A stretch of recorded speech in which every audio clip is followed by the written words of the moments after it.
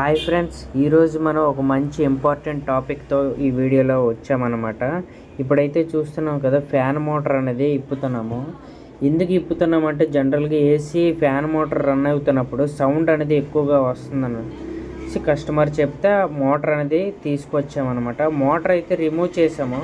ఇప్పుడు మనం మోటార్లోకి ఒక్కొక్కసారి చెత్త చెదారం అనేది మనం వాటర్ సర్వీస్ చేసినప్పుడు కూడా వెళ్ళిపోతుంది అన్నమాట. కొంతమంది మోటార్ రిమూవ్ చేయకుండా చేసినప్పుడు ఇందులోకి డస్ట్ అనేది వెళ్ళిపోతుంటుంది. అలాంటి టైంలో ఏంటంటే మనకు డస్ట్ ఉన్నా సరే ఈ విధంగా మనకి సౌండ్ రావడం గట్ట మోటార్లోకి ఇసుక గట్ట వెళ్ళిపోవడం గట్ట జరుగుతుంది అనమాట. ఇప్పుడైతే చూస్తున్నదా మోటార్ అయితే తిప్పుతున్నాము.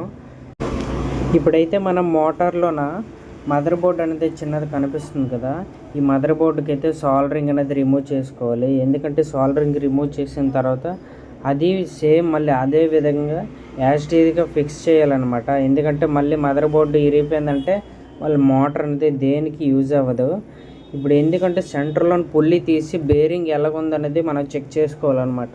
ఎందుకంటే మోటార్ అనేది తిరుగుతున్నప్పుడు బేరింగ్ సౌండ్ వస్తుందా, లేకపోతే అందులో ఇసుక వెళ్ళిపోయిందా, లేకపోతే ఏటి తగులుతుంది అనేది తెలియాలంటే ప్రాపర్గా మనం అది రిమూవ్ చేసి చూడాలన్నమాట. ఇప్పుడైతే సాల్డరింగ్ అనేది చేస్తున్నాము. సాల్డరింగ్ చేసి మెల్లిగా మదర్ బోర్డ్ అనేది రిమూవ్ చేస్తున్నాం అన్నమాట. సాల్డరింగ్కి కొంచెం లేట్ అవుతుంది. మోటార్ మదర్ బోర్డ్ అయితే ఇప్పుడైతే సాల్డరింగ్ రిమూవ్ చేసామన్నమాట. ఇప్పుడైతే మనం మోటార్ అనేది సెంటర్లో పుల్లి ఉంది కదా, మ్యాగ్నెట్ పుల్లి అంటారు. అది సెంటర్లోన దిమ్మ లాంటిది మ్యాగ్నెట్ అనేది ఉంటుంది అనమాట.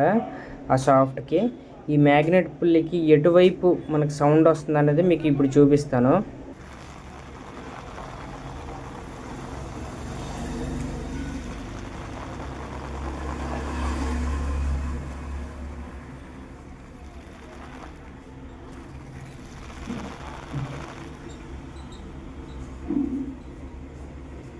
ఇప్పుడైతే మనం నాయిస్ చూసాం కదా, ఆ నాయిస్ అనేది ఈ బేరింగ్లలో వస్తుందన్నమాట.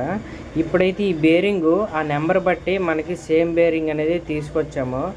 ఈ నెంబర్ని బట్టి మనం సేమ్ యాజ్ టీజ్గా ఫిక్స్ అయ్యే బేరింగ్ అనేది తీసుకోవాలి. ఎందుకంటే చిన్న డిఫరెన్స్ ఉన్నా సరే మళ్ళీ ఫిక్స్ అవ్వదన్నమాట. మళ్ళీ కష్టం అంటే మళ్ళీ రిటర్న్ తీసుకోరు కదా, అదే అందుకు మనం ఏంటంటే మనం తీసుకునేటప్పుడు సైజ్ సరిపోయిందా లేదా అనేది గమనించండి ఫ్రెండ్స్. అదే ఇంకో బేరింగ్ ఎక్కించే ముందు ఏం చేయాలంటే మనం సాఫ్ట్ అనేది ఫ్రీగా ఉందా టైట్గా ఉందా చూడండి. ఎందుకంటే బేరింగ్ ఎక్కించేటప్పుడు చాలా లూజ్గా ఎక్కించాలన్నమాట. అంటే ఫ్రీగా ఎక్కేటట్లుగా ఉండాలి. టైట్గా ఎక్కిందంటే మళ్ళీ బేరింగ్ అనేది ప్రాబ్లం వస్తుంది. మనకి సాఫ్ట్ అనేది ఒకవేళ లేకపోతే నీట్గా ఫైల్ చేసి దాని మీద కొంచెం ఆయిల్ రాసి ఫ్రీగా ఎక్కించేటట్లు చూడండి. అలాగని మరీ లూజ్ అయ్యేటట్లు చేయకండి. ఇలా ఫ్రీగా ఎక్కిన తర్వాత ఒకసారి తిప్పేసి మనకి ఎలా రన్ అవుతుంది అంటే ఫ్రీగా రన్ అవుతుందా టైట్గా రన్ అవుతుందో చూసిన తర్వాత మళ్ళీ మోటార్లోకి ఎక్కిద్దాం. ఇది మనకి బిఎల్డిసి మోటార్ కాబట్టి ఇది ఏసీ మోటార్ అయినా డీసీ మోటార్ అయినా ఎటువంటి ఏసీకి సంబంధించిందైనా సరే మనం ఇలా బేరింగ్ల సౌండ్ వచ్చినా లేకపోతే ఇసుకెళ్ళిపోయిన సౌండ్ వచ్చినా సరే మనం ఇలాగ రిమూవ్ చేసి క్లీనింగ్ చేసి రీప్లేస్మెంట్ కింద మోటార్ అనేది చేయకుండా దానికి బేరింగ్లు మార్చుకుంటే సరిపోద్ది ఫ్రెండ్స్. ఇప్పుడు మనమైతే మదర్ బోర్డ్ అయితే వేస్తున్నాం కదా, ఈ మదర్ బోర్డ్ ఎక్కించినప్పుడు జాగ్రత్తగా సాల్డరింగ్ అనేది కొంచెం ఎక్కువ పెట్టండి. ఎందుకంటే లెడ్ అనేది మనకి ఎక్కువ పెడితే రేపొద్దున రన్నింగ్లోనే రిమూవ్ అవ్వకుండా ఉంటుంది అనమాట.